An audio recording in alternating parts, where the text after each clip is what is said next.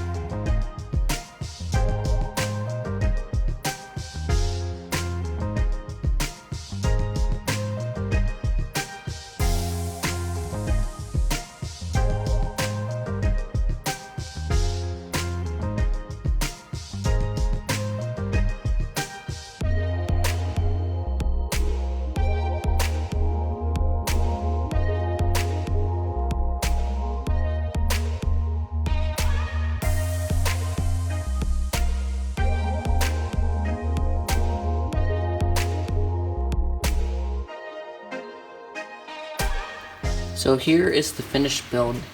Build probably took around 6 hours. I'm really happy with how it turned out. We got some really nice figures here.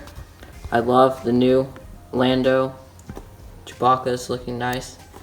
I like the new updated C-3PO. Finn is really nice as well. Julio is also nice. And then you have R2-D2 and Dio. Now inside the build, we have a really nice interior.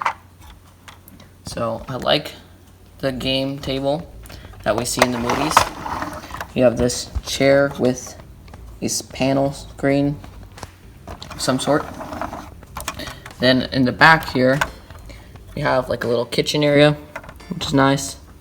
Got a power generator, and then we got some beds. I really like the design of the beds here. It's also really cool how the panels open up on the Millennium Falcon. Here on the top, we got a top turret. You can open this up. In there, you can take this out, place your minifigures on here to have them in the gunner seat. That's nice. You have the little storage area, or where we see them hide underneath the panels in Star Wars. That closes as well. On this side here, we have a little ramp that comes down. You can see that there. Now on the bottom of the set, we have another turret down there.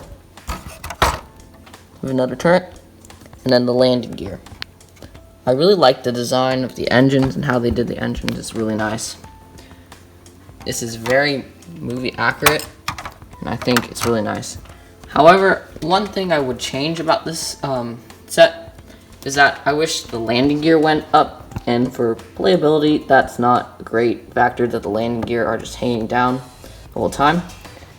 But you do have two spring-loaded shooters here. You can press in here, and they shoot out like that. The cockpit is pretty nice. You can fit 2 minifigures in there, and Dio fits like just like that in there. So overall, great build, and I really like this set. Thanks for watching. Remember to like and subscribe. Thanks.